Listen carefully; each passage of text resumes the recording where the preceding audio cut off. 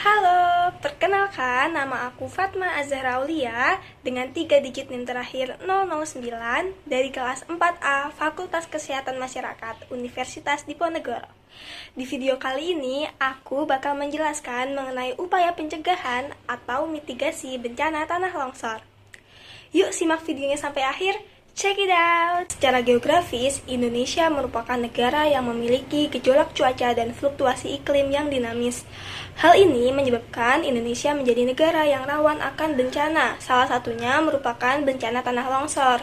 Tanah longsor ini dapat terjadi di Indonesia hampir setiap tahunnya. Terlebih ketika Indonesia sedang memasuki musim penghujan, maka intensitas bencana tanah longsor di Indonesia akan meningkat. Nah, sebelum kita membahas mengenai tanah longsor secara lebih lanjut, kalian tahu nggak sih apa tanah longsor itu? Yuk kita bahas.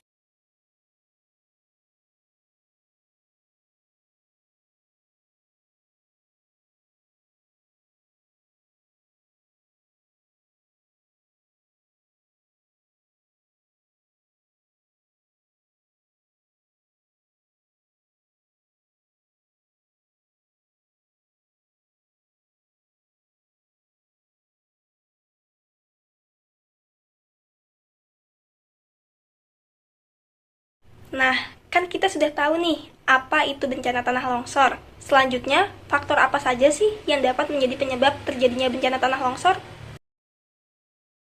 Faktor penyebab yang pertama yaitu hujan. Nah, jadi ketika musim hujan, air dapat dengan mudah masuk ke dalam pori-pori tanah atau bagian permukaan tanah yang retak. Nah, air itu akan masuk ke bagian dasar lereng yang akan menimbulkan gerakan lateral. Yang kedua yaitu lereng terjal. Jadi sudut lereng yang dapat menyebabkan longsor adalah 180 derajat jika ujung lerengnya terjal dan bidang longsornya mendatar. Yang ketiga yaitu tanah yang kurang padat dan tebal. Jadi tanah yang kurang padat dan tebal itu dapat berupa tanah lempung atau tanah liat.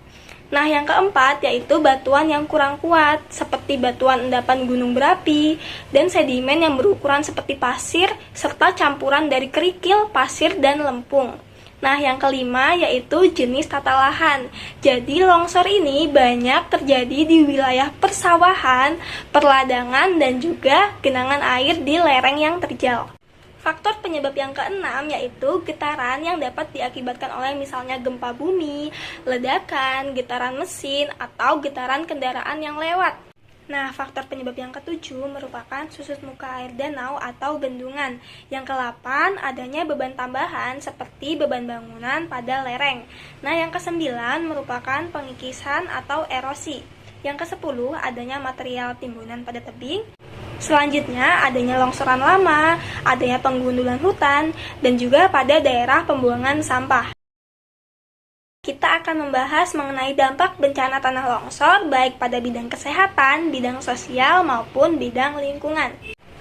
Nah, dampak kesehatan yang dapat terjadi akibat bencana tanah longsor ini yang pertama yaitu menelan korban jiwa. Nah, yang kedua yaitu menyebabkan luka dan cedera baik seperti luka patah tulang hingga kecacatan.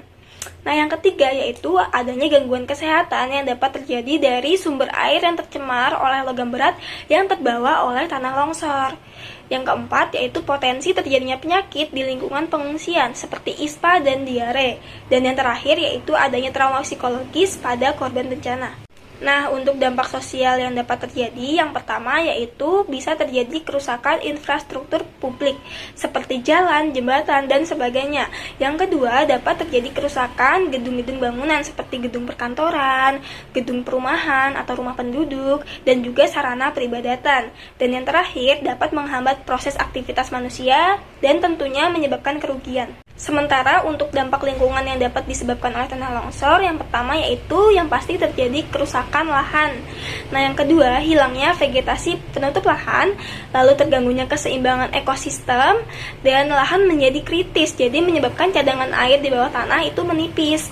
Yang terakhir yaitu tanah longsor ini dapat menutup lahan lain, seperti lahan persawahan, perkebunan, dan lain-lain. Apa sih upaya mitigasi itu? Mari kita bahas terlebih dahulu. Mitigasi merupakan upaya atau langkah penanggulangan bencana yang bertujuan untuk mengurangi dan memperkecil dampak dari bencana. Mitigasi dibagi menjadi dua, yaitu mitigasi struktural dan mitigasi non-struktural. Mitigasi struktural berfokus pada pembuatan infrastruktur untuk meminimalisir dampak dari bencana tanah longsor, sementara mitigasi non-struktural berfokus pada peningkatan kapasitas masyarakat. Untuk upaya mitigasi struktural prabencana longsor, yang pertama yaitu menyusun data yang memuat daerah potensi bahaya longsor, kemudian membuat peta curah hujan dan peta daerah rawan bencana, memasang alat pendeteksi dini bencana longsor atau early warning system, membuat terasering dengan sistem drainase yang tepat, mendirikan bangunan berpondasi kuat, menutup rekahan di atas lereng agar air tidak cepat masuk, dan mengurangi tingkat keterjalan lereng. Untuk upaya mitigasi non-struktural prabencana longsor, yaitu yang pertama, pemberian informasi pada masyarakat bisa dengan pemasangan poster bahaya longsor dan tanda daerah rawan longsor atau pemasangan rambu bahaya. Hal ini dilakukan agar masyarakat dapat menyadari tentang bahaya bencana tanah longsor. Kemudian, sosialisasi mengenai bencana, upaya mitigasi bencana, dan hal yang harus dilakukan masyarakat sebelum terjadi bencana, saat terjadi bencana, maupun pasca bencana.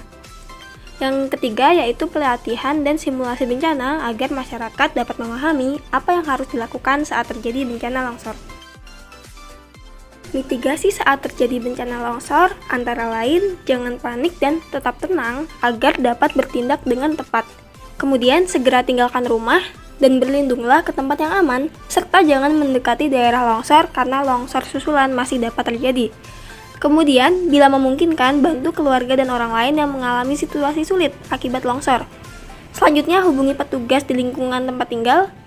Lalu, jika kondisi di sekitar tempat tinggal kita membahayakan, mengungsilah. Kemudian, pantau terus informasi. Apabila informasi menyatakan kondisi belum aman, jangan kembali ke rumah dahulu. Upaya mitigasi pasca bencana tanah longsor antara lain, jauhi kawasan yang terkena longsor dan tetap berada di tempat yang aman. Kemudian ikutilah terus informasi untuk memastikan kita sudah berada di tempat yang tepat dan juga aman. Kemudian lakukan atau berikanlah pertolongan bagi yang membutuhkan tanpa membahayakan keselamatan diri sendiri. Laporkan setiap kondisi dan kejadian dengan singkat dan jelas. Lalu kembalilah ke rumah apabila situasi dan kondisi di tempat tinggal kita memang sudah aman. Dan terakhir yaitu ikutilah perintah relokasi apabila telah diputuskan oleh pihak yang berwenang. Nah, sekarang kita kan udah tahu nih mengenai apa itu tanah longsor, mengapa tanah longsor dapat terjadi, apa dampak dari tanah longsor, dan juga bagaimana upaya mitigasi tanah longsor. Diharapkan kita dapat senantiasa waspada terhadap bencana dan juga dapat menerapkan upaya mitigasi bencana dengan sebaik-baiknya agar dapat meminimalisir dampak dari bencana tersebut.